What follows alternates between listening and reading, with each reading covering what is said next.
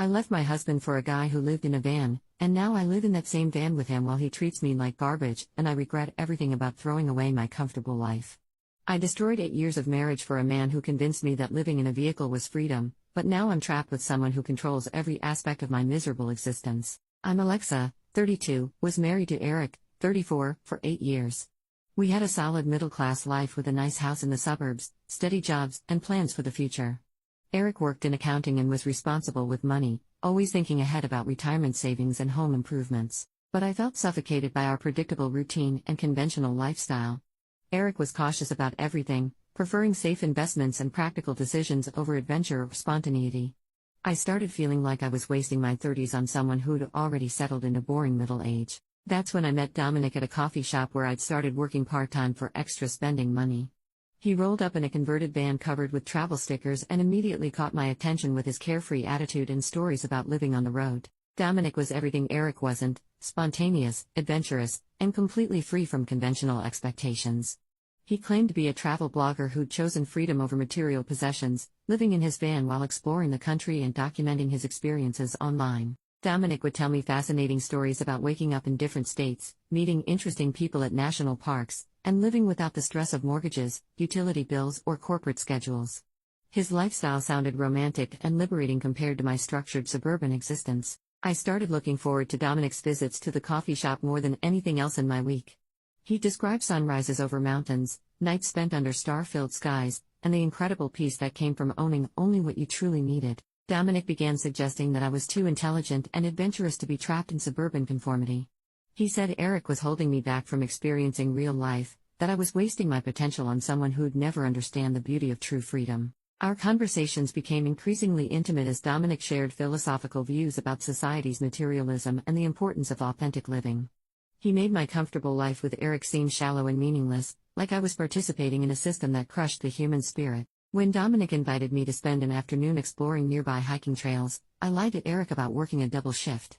The day felt magical as Dominic showed me hidden waterfalls and talked about the spiritual benefits of connecting with nature instead of consumer culture. Dominic kissed me during that hike, saying he'd been drawn to my free spirit from the moment we met. The romance felt genuine and deep, completely different from the routine affection Eric and I shared. Dominic made me feel alive and authentic. I started meeting Dominic regularly for these outdoor adventures, lying to Eric about work schedules and errands. Dominic would take me to beautiful places I'd never seen despite living in the area for years, showing me experiences Eric would never think to provide. Dominic began pressuring me to leave Eric and join him on the road. He painted pictures of us traveling together, living simply and authentically while documenting our adventures for his growing online following. The idea seemed incredibly romantic and meaningful. I was completely enchanted by Dominic's vision of our life together. He showed me photos of amazing sunsets, cozy van interiors, and beautiful locations where we could wake up every morning. It looked like paradise compared to my boring suburban routine. Dominic said Eric represented everything wrong with American society: obsession with material security, fear of taking risks, and acceptance of corporate slavery instead of pursuing real happiness. He made staying with Eric seem like betraying my authentic self. The affair continued for 3 months while I planned my escape from conventional life. Dominic would send me links to travel blogs, van conversion videos, and articles about minimalist living that reinforced my growing belief that I'd been wasting my life on meaningless pursuits. I finally worked up the courage to leave Eric, telling him I needed to find myself and couldn't continue living such an inauthentic existence. Eric was devastated and confused, begging me to explain what had changed so suddenly in our marriage. I moved out of our comfortable house and into Dominic's van, excited to begin our nomadic adventure together. The van was smaller than I'd expected but felt cozy and romantic as we planned our first cross-country journey as a couple. For the first few weeks, van life felt exactly like Dominic had promised. We'd wake up in beautiful locations, spend days hiking and exploring, and fall asleep under incredible night skies. I felt free and adventurous in ways I'd never experienced with Eric, but the reality of van life became increasingly difficult as time passed. The confined space, lack of privacy, and constant need to find places to park legally created stress I hadn't anticipated.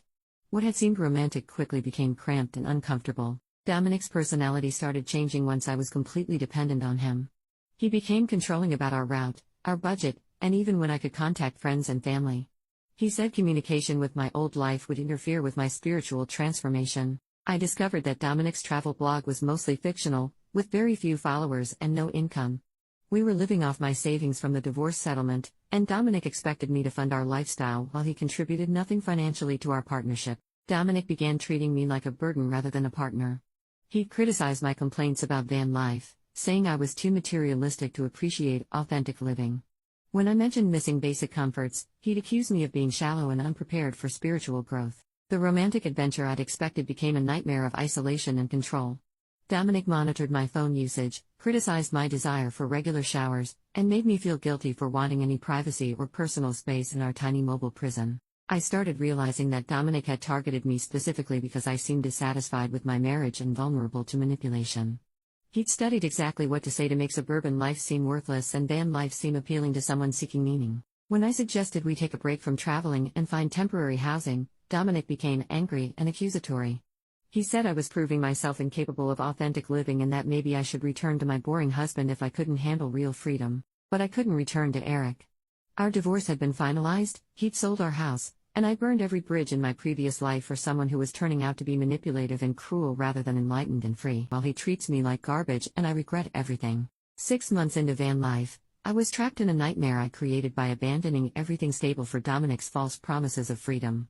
The romantic adventure had become daily survival in a confined space with someone who treated me like an unwelcome passenger in my own life. Dominic controlled every aspect of our existence, from where we parked to what we ate to when I was allowed to use my phone.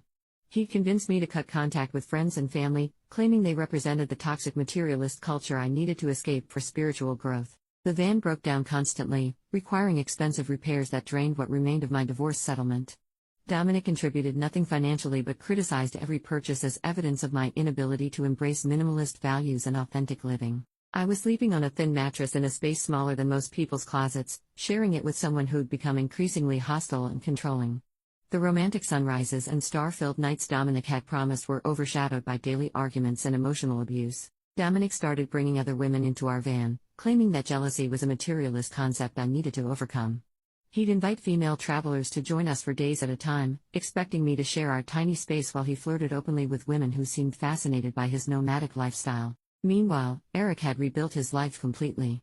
Through mutual friends, I learned he'd been promoted at work, bought a beautiful new house, and started dating a colleague who appreciated his stability and planning skills. He was thriving without the burden of my restlessness. I tried leaving Dominic several times, but I had nowhere to go and no money for alternative housing. My savings were gone. I had no job prospects, and I'd alienated everyone who might have helped me escape the situation I'd created through my own choices. Dominic would become violent when I talked about leaving, pushing me against the van walls or threatening to abandon me in remote locations without transportation. He'd follow these outbursts with apologies and promises that things would improve once I fully embraced van life. The isolation was crushing. I couldn't maintain friendships or professional relationships while constantly moving and sharing a phone with someone who monitored my communications. I'd become completely dependent on Dominic for housing, transportation, and social contact. My health deteriorated from poor nutrition, lack of hygiene facilities, and constant stress. I lost significant weight, developed skin problems from irregular bathing, and suffered from depression that Dominic dismissed as resistance to spiritual transformation. Dominic's blog continued failing while he blamed me for distracting him from his creative work. He'd spend hours writing posts about authentic living while treating me like a servant responsible for maintaining our mobile lifestyle without any appreciation or compensation. I discovered that Dominic had run this same scam on other women before me. Through online forums, I found stories from women who'd left their marriages for Dominic's promises of freedom, only to find themselves trapped in abusive relationships disguised as spiritual journeys. Eric married his new girlfriend 2 years after our divorce. They had a beautiful ceremony at the same venue where we planned to renew our vows for our 10th anniversary. His bride appreciated everything about him that I'd taken for granted. The wedding photos showed Eric looking genuinely happy with someone who valued his reliability and planning skills. They bought a house together and were building the stable family life I destroyed for someone who'd never intended to build anything real. I tried reaching out to Eric once, hoping he might help me escape Dominic's control, but he changed his number and blocked me on all social media. He'd moved on completely and had no interest in rescuing someone who'd abandoned him for a lifestyle that had obviously failed. Dominic started talking about picking up another woman who'd been commenting on his social media posts about van life. He said our relationship had served its purpose and that maybe it was time for me to find my own path to authentic living. The threat of abandonment terrified me because I had literally nowhere else to go. I'd burned every bridge, spent all my money, and destroyed my reputation for someone who was ready to discard me for his next victim. 3 years later, I'm still trapped in Dominic's van, now serving more as unpaid labor than romantic partner. I maintain our mobile lifestyle while he pursues other women online, always threatening to leave me stranded if I don't comply with his demands. Dominic faces no consequences for the psychological abuse and financial exploitation he's inflicted on multiple women. He continues targeting unhappy wives with promises of freedom while trapping them in relationships worse than anything they'd left behind. Eric has built a beautiful life with someone who would never abandon security for empty promises of adventure. They own a home, have stable careers, and are planning the family I'd thrown away for someone who'd never intended to build anything lasting. The worst part is knowing I had everything I'd ever needed with Eric, but I'd been too blind to appreciate stability, love, and genuine partnership. I traded security for chaos and love for manipulation. I threw away 8 years with a man who'd planned our future carefully for someone who'd never planned anything beyond his next manipulation. Now I live in a van smaller than Eric's bathroom, serving someone who treats me like disposable help. Dominic got a mobile servant and victim, Eric got justice and a partner who deserves him, and I got exactly what I chose, a nomadic prison with someone who'd targeted my dissatisfaction to destroy my life for his entertainment. The van life I thought represented freedom became the smallest cage I'd ever lived in, shared with someone who'd convinced me to abandon everything real for a fantasy that never existed beyond his manipulation tactics.